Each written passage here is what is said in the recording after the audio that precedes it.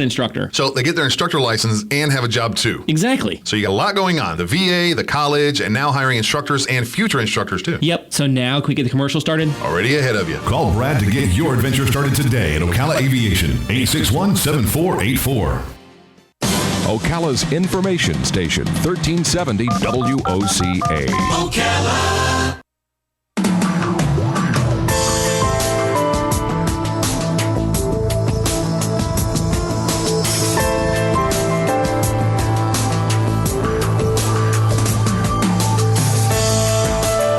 All right, 10 minutes after 10 o'clock. Thank you for tuning in. Have you ever, what is the word synchronicity? Have you ever heard this word synchronicity? It means when things come together, and there seems to be a reason for things coming together sometimes. And I think Robin and I got caught up in some kind of a synchronicity thing. Maybe it was about 2 years ago, Robin? I guess we started putting together a musical thing we're doing right now. Oh, yeah. So Robin plays mandolin, and most of you know that, and I play accordion, and most of you know that. So we decided, let's put together like some French music, like La Vie en Rose and Where Is My Heart. There's a couple of French songs that we decided to put together. Beautiful. And it was just for fun, and we would every once in a while we get a call from a nursing home. Hey, can you come play music for us? And so that was kind of the gist of it. All of a sudden, we're getting calls from schools, from colleges. And they're saying, hey, we're doing a special French cafe night at our coffee house. Can you come play music for us? Yeah, sure, we can do that. Right. And so now, instead of playing for people who are 80 years old plus, these kids are like 18, 19, 20. All of a sudden, there's this whole resurgence in an interest in French food. We were invited to this French cafe down in Orlando, and I ate for the first time a macaron. Yeah. Which was not a macaroon, it was a macaron. Big difference. It looked like a little hamburger. But it was pretty. It came in different colors. Really good. And then something called opera cake.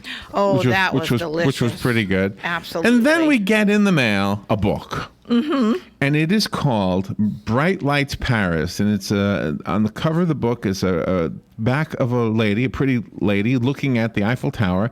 And I said to Robin, what's going on with all the interest in the French stuff? Angie Niles is on the phone. She wrote this book that came in through the mail. We have a convention that we're going to in 2 weeks. In fact, 2 weeks from today, we'll be there. And we are taking Angie's book, and we're going to sit it right on the table where we're sitting so that everybody at that convention can see this book. Angie is an honorary French girl, it says here. She's a fashion publicist, a brand consultant. She dresses some of the world's chicest stars for the Golden Globes, the Oscars. She plans red carpet events and fashion shows. Her book, again, is called Bright Lights Paris, Shop, Dine, and Live Parisian Style. Angie Niles, good morning. What's going on with all the French stuff? All of a sudden, I think Robin and I got caught up in something. They just know how to do everything in such a fabulous way. And has America always been embracing this, or is it something like in the last year or so?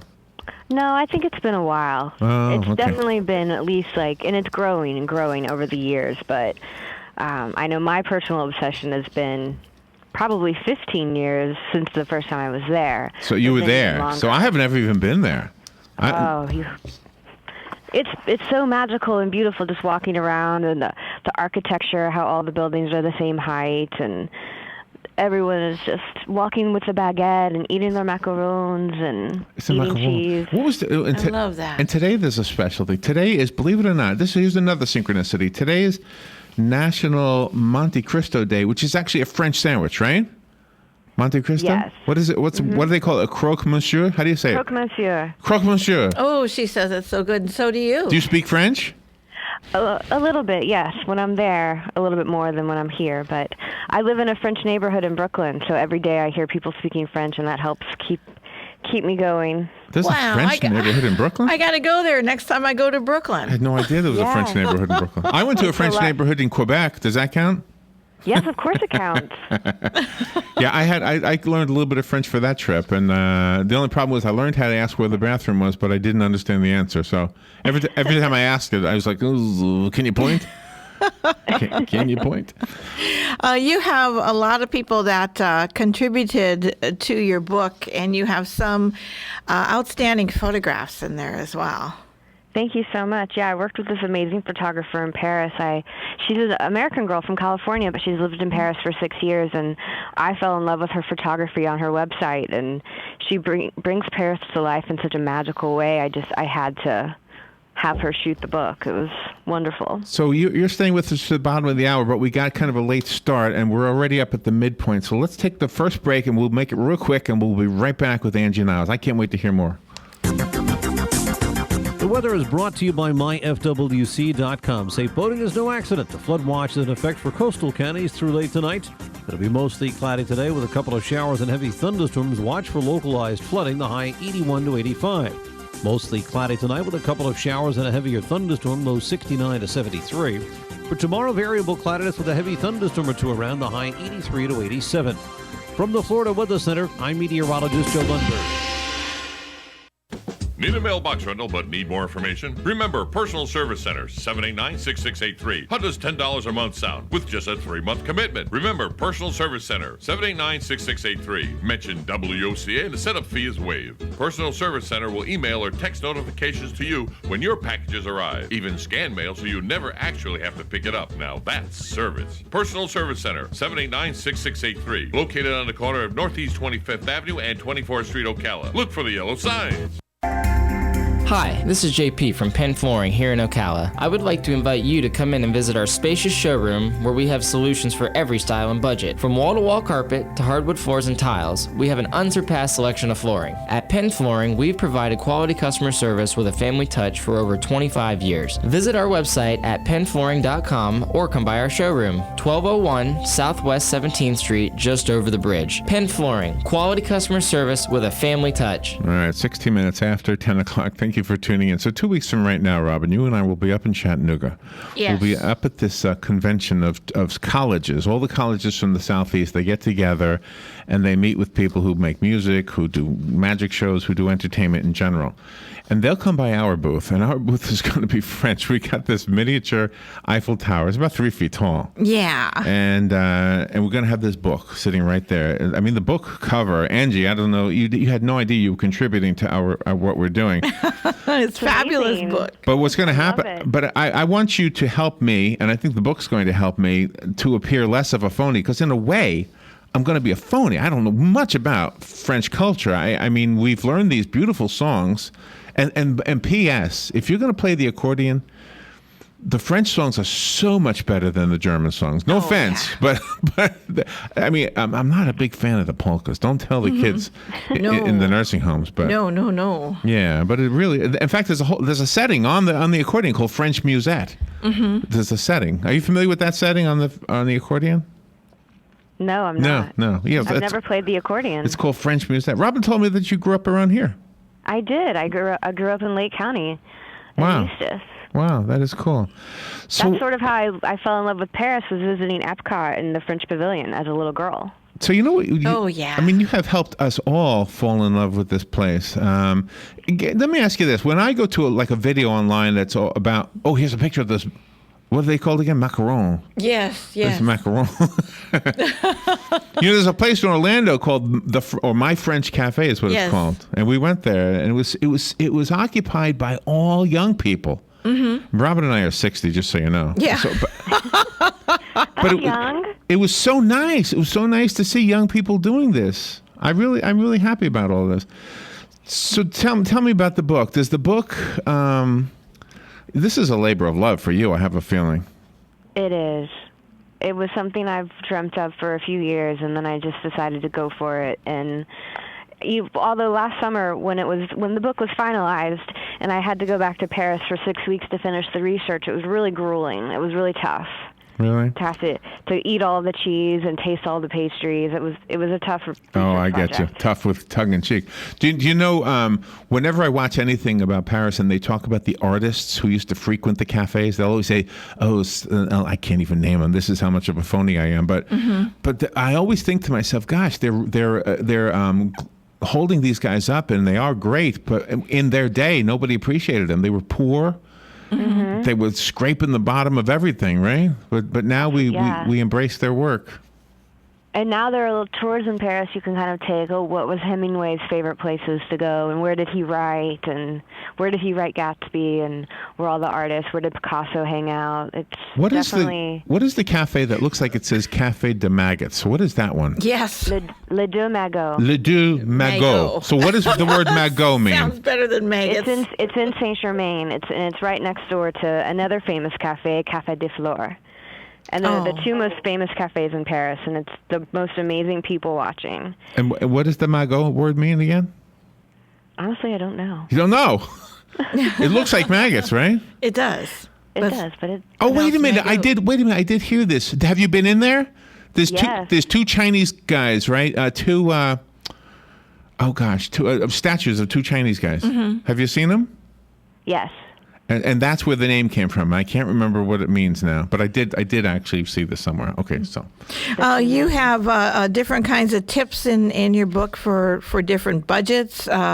You talk about seeing the different exhibits at the Louvre, and it is just absolutely outstanding, especially when you get to the food, the coffee presses, and things like that. Yeah, they do food so well there, and the coffee culture has really exploded. You know, in the past, Paris was not known for its coffee, and in the past few years, some Australian expats have come in and opened these incredible coffee shops, and now there's probably more than a dozen, and you can get the best coffee in the world there now. So we're speaking about the food. You have fashion as one of your talents. Do you go there to be inspired? How did that happen? A girl from Eustis going to Paris to design clothing. Isn't that wonderful? That is pretty cool. You're one of our stars, and we need to know about you. Yeah, I was in school. I don't design. I do more on the marketing side. But I went there for a school trip in college and just fell in love with it, and have been very lucky that I've been sent back for different work trips. And I had an internship there, so I lived there for a good amount of time. And you just can't. And now I live in New York, so they're both, to me, the greatest cities in the world. So let me talk to you about New York, because I know New York. And this is what I want. And I will have this question because of Paris, because I've never been to Paris. When people come to New York, they go to the stereotypical things. They have this understanding that if you go to Brooklyn, it's going to be this way. If you go to Times Square, it's going to be this way. And as a person who grew up there, it's like, that's part of it, but there's so much more to it. Is the same thing true in Paris? Do you get that same feeling? Yeah? Yeah, absolutely, because people go in the same way. Yeah, they come to New York and they go to Times Square, and it's like, my neighborhood is so cool, and there's so many amazing restaurants, and if you only stick with, and same with Paris, if you only stick going to Notre Dame and going to the Louvre, and those are amazing, and going to see the Eiffel Tower, but you miss out on some of those unique, that's what I was thinking, special Parisian experiences. I mean, just even sitting at the cafes, the chairs are facing out, just for people watching. I saw that on the internet. So give me an idea. Does the book help me with this question? Like if I'm going there with a copy of your book, will I be directed to a place that maybe the average tourist wouldn't go to? Yes, there are some places where you might not even hear anyone speak English. But it shouldn't be intimidating. Like they still speak English, but they're all Parisians inside, who frequent the establishment, or the restaurant or a cafe. Yeah, but isn't that kind of cool? When I went to Quebec, I was a little disappointed that they spoke English. Yeah. Even though I couldn't hardly speak French, I was hoping I could struggle through it, Mm-hmm. But when they saw me struggling, they just shifted to English, and okay. Mm-hmm. And there still are some places in the book where there are a lot of Americans, because they're just so amazing. I couldn't leave them out. Like Angelina has the most amazing hot chocolate in the world. You can't skip Angelina. And yes, it's in every guidebook, but you can't leave it out. It's just so special and amazing. But I also list a separate location of it that's further south in the city, where you won't find a lot of Americans, because most people don't know it's there. You also talk about wine and cheese pairings. That is very, very interesting to me. I love, the wine and cheese. They really go into a lot of great detail. When they throw dinner parties, you don't bring the hostess wine like a lot of times you do here, because she will have already spoken to her wine shop to let them know what she's serving for dinner, and they help select the wine for the night. So she's already set before you walk in. You don't bring the wine with you, because it might not match what she's serving for dinner. Oh my gosh. What's with the candles? I'm looking at a page with lots of candles. Is Paris known for candles as well? Not so much known for candles, but this particular company used to be the candle maker at Versailles. And they're just incredible scented candles in the hand-blown glass, and the scents are all based off of different people in history. So it might have been the King's Mistress or the explorer who went to all over Africa and found different kinds of incense and spices. It's one of my favorite places. Okay, so Robin and I kind of got into this thing accidentally because we started falling in love with the music. And then the school started calling us to ask us to do these little things at their coffee houses, which is what we're going to Chattanooga for. Okay. So that ours we can trace back only a year. What happened for you? How did you get involved in all of this? What was your first thing? Of Paris? Yeah, was it simply a trip? You just wanted to go?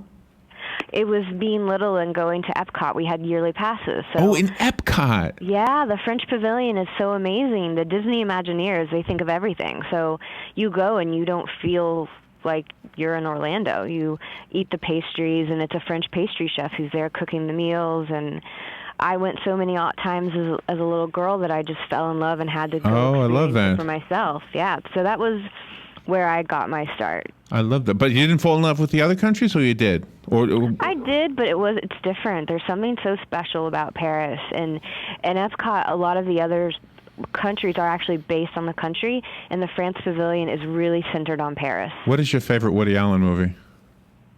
A Midnight in Paris. Oh, yeah. I love that movie.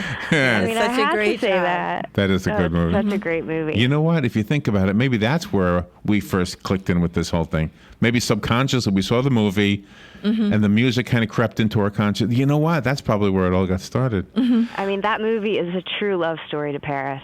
It's amazing.